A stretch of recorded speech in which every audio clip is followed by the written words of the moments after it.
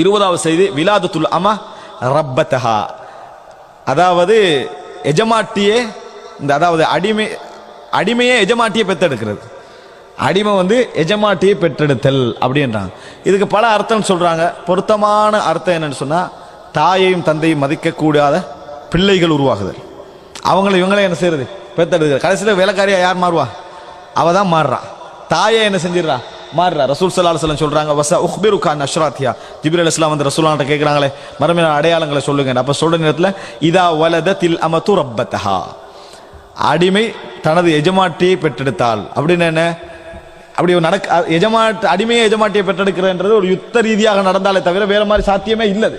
சரி, ஆனா எதை செய்யலாம்? ஒரு தாய் தன் ஒரு பிள்ளை பெற்றெடுக்கிறான், சரியா? அம்மான்றாங்க சொல்ல, ரெண்டு பேரையும் பெண்ணா தான் சொல்றாங்க, சொல்லுவாங்க ரெண்டு பேரையும் பெண்ணாக சொல்றாங்க சொல்லுவாங்க. தாய் மகள் மாதிரி, சரியா? மகளை பெத்தெடுக்கிறா, அந்த மகள் வளர்றா, வளர்ந்த பின்ன வேலைக்காரியா மாறுறா. யாரு? தாய். சில வீடுகளை நீங்க பார்க்கலாம், ஒரு வேலை அவ சொல்லாதான் தாய் என்று வழங்கும், இல்ல வேலைக்காரி தான், அடிமைதான் என்ற அமைப்பில் நடத்தி கொள்வாங்க. பேச்சு அப்படி இருக்கும், எல்லா விஷயங்கள் என்ன செய்யும், அந்த வார்த்தை பிரயோகங்கள் அப்படி இருக்கும். இந்த மாதிரியான மோசமான நடைமுறைகள் என்ன செய்யும், இருக்கும். எல்லா வகையிலும் இவ அவ சார்ந்து வாழ வேண்டியிருக்கும். சாப்பிட்றது குடிக்கிறதெல்லாம் வெளியே போகவும் இயலாது. அந்த மாதிரியான ஒரு நிலைமையாக இருக்கும். அதே நேரத்தில் இவள் இறக்கம் காட்டுற ஒரு பெண்மணியாகவும் என்ன செய்ய மாட்டா, இருக்க மாட்டா. யார் பெற்றெடுத்தா? இவதான்.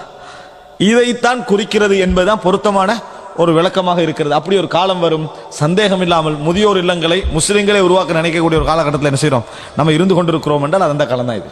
அது சந்தேகம் இல்லாத ஒரு விஷயம்.